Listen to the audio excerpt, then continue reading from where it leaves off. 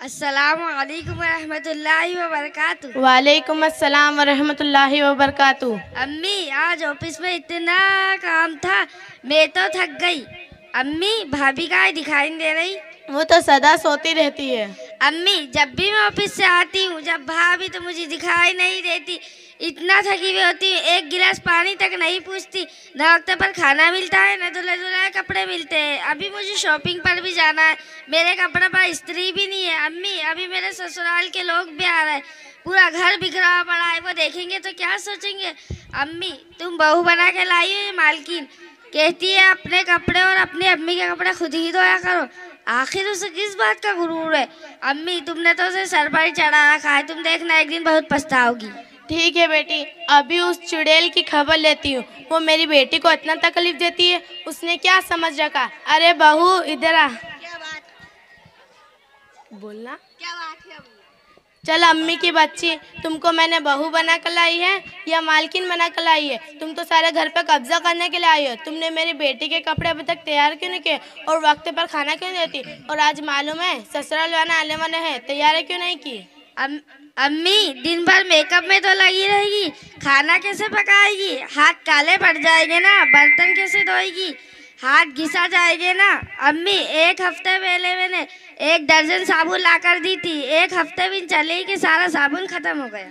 हाय अल्लाह, मैं तो साबुन और क्रीम ला ला कर थक गई। कभी ये खत्म कभी वो खत्म। कभी आँख से देखा होगा ना, जब से ये घर में आई घर की बरकत ही चली गई। ये गलत बात है अम्मी। मैं तो वक्त पर खाना भी देती हूँ और कपड़े ही बराबर धोती हूँ। रात में देर तक बाजी के बिस्तर पर क्या सो गई, पर शिकायत कर रही हूँ। अम्मी मेहमान आने को तो काफ़ी टाइम है, उनके आने से पहले हमारा काम हो जाएगा इंशाल्लाह। ज़्यादा काम रहा तो आप लोगों को भी हाथ बटा देना चाहिए, अकेले मैं कितना काम कर सकती हूँ। और रही बात साबुन और क्रीम की, तो मैं ही थोड़ी ना इतना इस्तेमाल करती हूँ, आप और आपकी बेटी भी। अरे मनुष, तू कौन थी मेरी बेटी के बारे में कहने वाली? तेरा बाप ला कर देखता है क्या? 1 कौड़ी का सामान ले, हमने सोचा था आएगी करेगी खिलाएगी, लेकिन तू तो सारे घर पे कब्जा करने के लिए आए। लेकिन अब तेरा है कुछ नहीं। आज ही तेरे बाप को फ़ोन कर बोल मुझे टीवी और फ्रिज सारा जहेज का सामान चाहिए, और मेरी बेटी के बिस्तर को और किसी भी सामान को हाथ मत लगाना। अम्मी अब तक जो कुछ हुआ है उसके लिए मैं माफ़ी मांगती हूँ। मेरी शादी के वक्त मेरे माँ बाप से जो कुछ हुआ अब इतना नहीं ला सकती। तू क्या लाई है भिखारन? 1 महीने के अंदर मुझे सारा जहेज का सामान चाहिए। अगर 1 महीने के अंदर नहीं ला पाए तो देख मैं तेरा क्या हाल करती हूँ। आने दे मेरे बेटे को, आज तुझे घर से निकाल, तो चल भाग यहाँ से।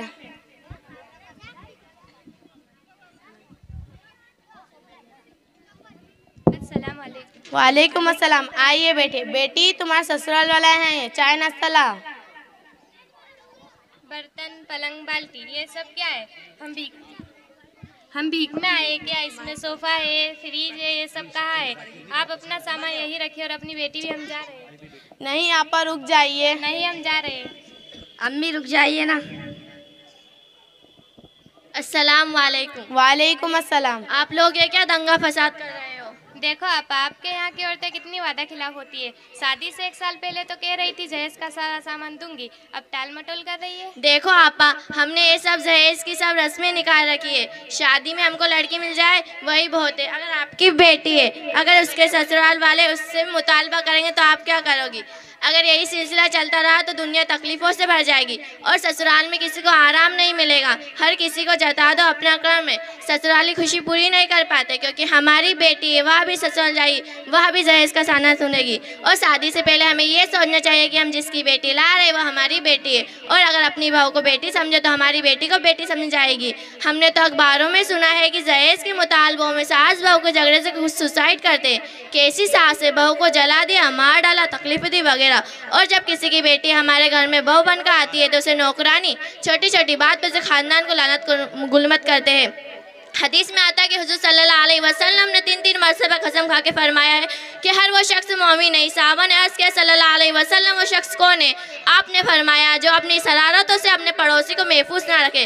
तो अब आप खुद सोचें कि पड़ोसी को तकलीफ देने में इतनी वहीद है, तो जो आपके खानदान का फर्द बन चुकी उसको तकलीफ देना कितना बड़ा गुनाह है। मेरी माँ और बहनों से गुजारिश है कि आपके घर आने वाली बहू को बेटी समझे और उसके मोहब्बत के खजाने खोल दें।